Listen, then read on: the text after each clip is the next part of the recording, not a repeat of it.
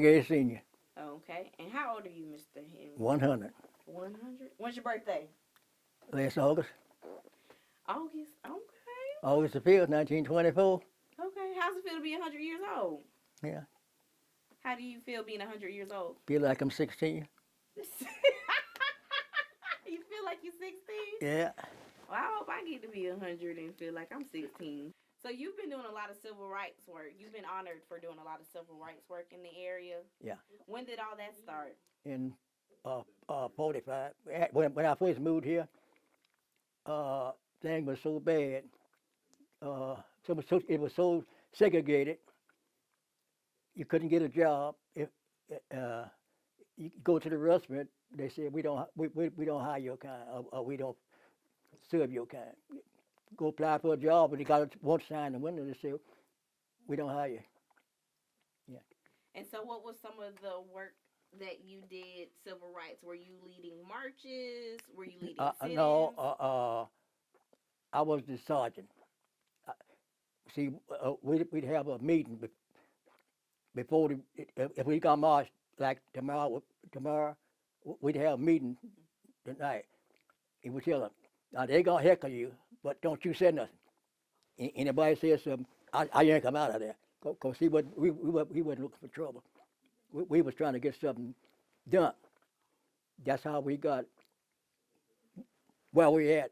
And you can do this what you doing now because we got laws passed. Yeah. And what were some of those? You mentioned some laws passed. So, what were some of those laws and changes that you were able to get passed? Well, the first one was we could go and sit down in a restaurant and eat, and we they started hiring people after they found out that we wasn't what they thought we was. See, they always looked at us as people that wanted to fight all the time, lazy, wouldn't work, but they found out different.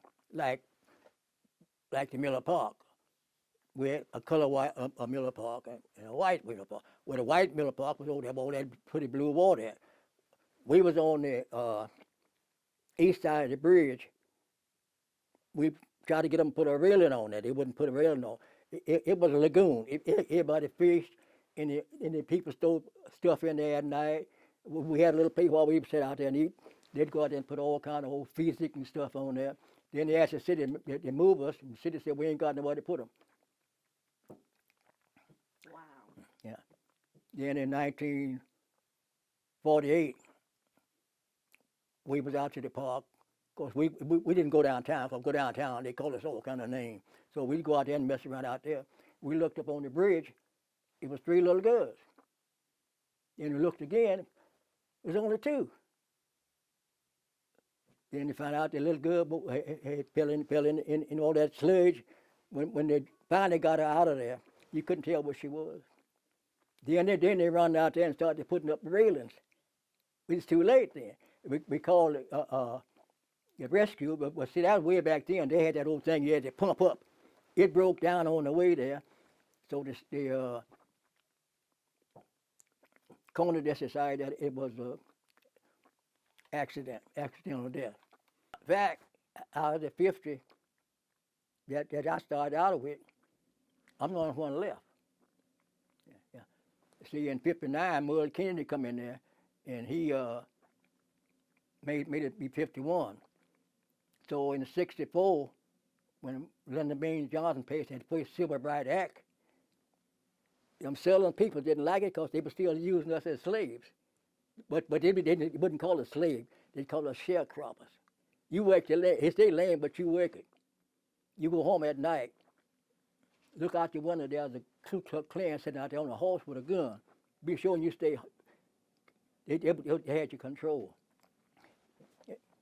Well, it was really bad. But I finally got a job on the railroad for 50 cents a day, 8 hours, 50 cents a day. I did it for 6 years until one of the guys, I know the guy had been watching me, and he come over and told me, said I, don't tell nobody I told you this, but my daughter said they need a delivery guy at Walgreens. So he said, that'd be better for you because you'd be inside out of the weather. So I applied and I got the job. I was delivering stuff to all the buildings downtown. Cause see, wasn't nothing outside but corn. Everything in Bloomington was downtown. And it worked out all right until I had to go up here to where Wood Hill is now. That was a red light district. But see, I'm 16 years old. I don't know what red light is. Until I went up there and got the take them that stuff to different.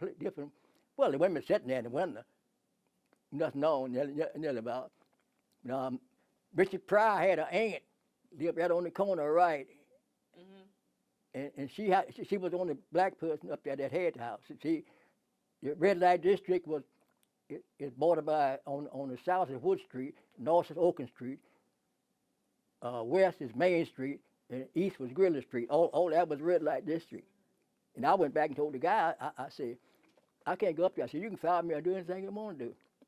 He said, I just let you go. And having 4 dealers with that. He said, I'll give you $4 a week. Come work for me. And I worked for him up until 53. I brought him a lot of business. And then in 53, I went to work for George Wiley. I worked for him 57 years. And when he sold out in 80 to Bob Rebeck, I stayed with Rebeck. And in 90, I retired, and he gave me and my wife a cruise to the Bahamas. Yeah. And I hadn't talked to him since 90. And the day after my birthday, he called me. He said, I miss you. He said, I learned a lot from you. He said, you learned my kids how to work, and I appreciate that. I always try to be honest.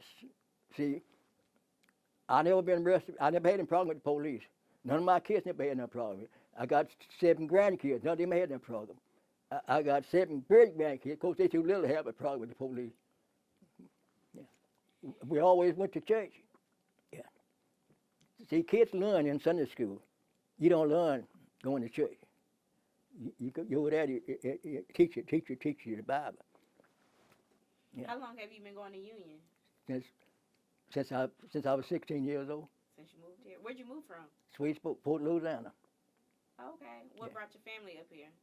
Did y'all where y'all coming from work or somebody? No, what happened, I was working on a farm for a sharecropper, and somebody went to town and got a note that they needed some cotton pickers in Arkansas. So we were supposed to meet on the square, but it was a change quick. When the Ku Klux Klan found out that we wasn't on the square, they chased the bus, but they couldn't shoot. The Lord worked with that. The Lord was taking care of that. Amen. Yeah. And then I met this little girl. Her mama had 2 brothers here, and she come here on a vacation, and when she come back, and she said, I'm gonna have to move. She said, I want you to go with me. But the thing was, see, I drove a tractor, and she finally caught on to it. I'd go by every house. When I get by her house, the tractor would quit. So she got onto that. She said, why you pass all the other houses and the tractor don't quit, but you get by my house, it stops. Yeah. How long? And so you married her? Yeah. How long were y'all married? 59. We'd have been 60 if she'd have lived a little longer. She died in 2011. Always try to be honest. Treat you. I know how I want to be treated, so I must treat you the same way. Yeah, I'm not better than you. See, I told these kids that they're not better than nobody else. Don't ever think they was better than somebody else. And what's the secret to living to 100 years old? Being honest. Work. Go to church. See, a lot of people go to church. They say they're Christian, but they got the Christian they got is like a light switch. They turn it off when they want to be, when they don't want to be a Christian. Then they turn it back on when they want to be a Christian Sunday morning. See, Saturday night they're out in the ballroom all night. Yeah.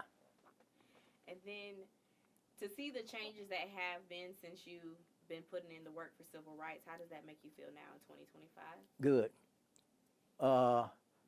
The biggest change that we had was in 1966. That was for the Christmas parade.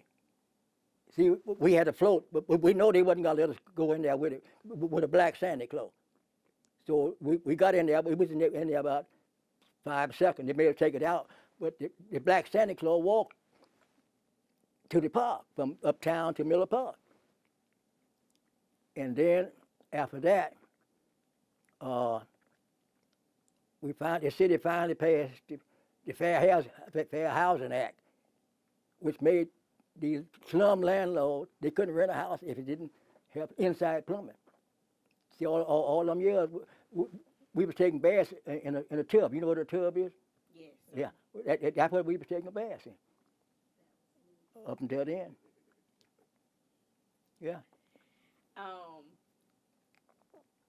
So you and Mr. Kennedy worked alongside each other for a long time? Yeah, well he didn't come into the picture till 59. See, I started in 50. Yeah. He didn't. Well, I was doing it before then, but I wasn't a member of the NWC. It was only $2, but see, I did making $2.50 a week. I didn't have $2 to spare. I had to work on that little at a time, and when I finally got enough to get me a membership, then I got in there. And I was a secretary for 37 years. That was a lot of time. Me and Mr. Kennedy, we couldn't let nobody know where we was. And if you got a job and mention the NAACP, you out. Just like that. See, I don't have no education. Everything I do is all wisdom. The Lord, out of my mouth, the Lord tells me what to say. That's when I treat people right. I'm not better than you. Just like I tell people, just because I got all these rewards, I'm not better than they are, but that's what I was driven to do.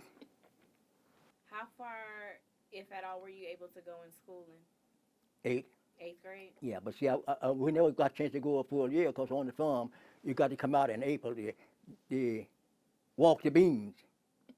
See, we were still under slavery, but it was switched over to a different name. The sharecropping. Sharecropping, yeah. Okay. Yeah, because see, all the people left there, left the southern part. That's how long people got to Chicago and all these other different places. Peoria is full of Mississippi people. It's more people over from Mississippi than it is anywhere. It's a lot of talent in Bloomington. It's a lot of history stuff in Bloomington. But we got the wrong idea. If I don't like you, I'm not gonna recognize you. Because you know, and we was having trouble with the students in '66 when Charles Morris and his wife moved here. But see, they was out there. Well, they could go to school, but they couldn't stay out there at night. And we had a hard time getting somebody to stay. Now, people would bring their kids and just drop them off, and we had to find somebody for them to stay. But see, that was their job, to find somebody for your kid to stay. But they didn't do that. So you helped the Morrises with that too, with the housing? Yeah, Jeannie. You get older and some of your friends or colleagues pass away. Do you constantly reflect over the work that you do? Like Dr. Charles is gone, Yeah. Mr. Kennedy's gone. Yeah. Well, I lost 4 right in a row. Roy Breedlove, Charles Morris, John Elliott, and Alan Ware. I sold them people life membership way back. Back to tell you the truth, I'm the only one left that was in the group that I was in with the 51. It's nobody here. So I'm the only one that know really how we got to where we at. Yeah. And do you have any advice for the younger generations as we try to move forward? I've been doing that all the time. I try to tell them to stay in school. stay in school and get educated. But see, the thing about it, these kids get the idea they don't want to listen. Well, you're not getting it trained at home. You got to be trained at home. If you ain't trained at home, forget it. I worked with the kids for a long, long time. Yeah. And for the people that are continuously fighting for civil rights or working with in organizations like the NAACP, what advice do you have if they ever feel discouraged? Keep on. Don't give up. And see, you can't get mad. You get mad, you make a mistake. See, I deal with a lot of people who tell me that their neighbors is discriminating against them, but I hate them. Then I ask them, do you love God? They say, yeah. I said, you ain't never seen God. I said, you got a neighbor you see every day. You say you hate. Well, what is hate? Hate is racism. What's racism? Discrimination. So how can you tell me your neighbor hate me when you doing the same thing? You can't teach old dog new tricks.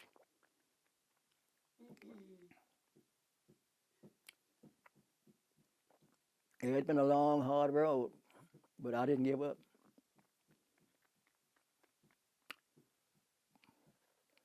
Do you feel like you accomplished everything you wanted to accomplish when you started? Mm-mm. Since this gun battle started, I don't know how to reach these kids. I don't know what to say to them. The fact they don't want you to talk to them in the first place, they shoot you to talk to them. Just seem to shoot you is nothing. Look what goes in Peoria every night. Somebody get killed. Is there anything else you want to add that I may have missed? Any other words of wisdom? Be honest. Treat people the way you want to be treated. Don't think you're better than somebody else. Keep God on the front line. Not when you want him, you do it all the time.